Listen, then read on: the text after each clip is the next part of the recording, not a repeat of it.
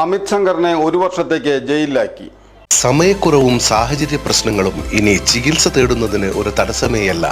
Labs MHLന്റെ എല്ലാ സ്ഥാപനങ്ങളിലും online doctor consultation ലഭ്യമാണ്.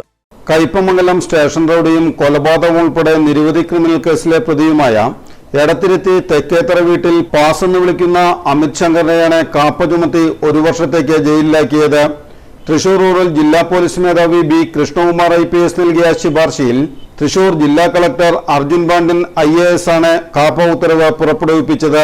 സ്റ്റേഷൻ റൌഡിയായ അമിത് ശങ്കർ വലപ്പാട് പോലീസ് സ്റ്റേഷനിൽ കൊലപാതക കേസും Palakkad Puthunagaram, Ollur, Kattoor, Mannuthy, Thrissur town East, Kaipamangalam police സ്റ്റേഷനുകളിലായി 6 വധശ്രമ കേസുകളും 2 കവർച്ചാ കേസും 3 അടിപിടി കേസുമടക്കം 27 ക്രിമിനൽ കേസുകളിലെ പ്രതിയാണ്. കാപ്പ ചുമത്തുന്നതിലും ഉത്തരവ് നടപ്പിലാക്കുന്നതിലും Kaipamangalam police station inspector Biju R, sub ഇൻസ്പെക്ടർമാരായ ഋഷി പ്രസാദ്, മണികണ്ഠൻ, സിവിൽ പോലീസ് ഓഫീസർമാരായ രജനീഷ്, പ്രിയ, വിപിൻ ദാസ് എന്നിവർ പ്രധാന പങ്കുവഹിച്ചു.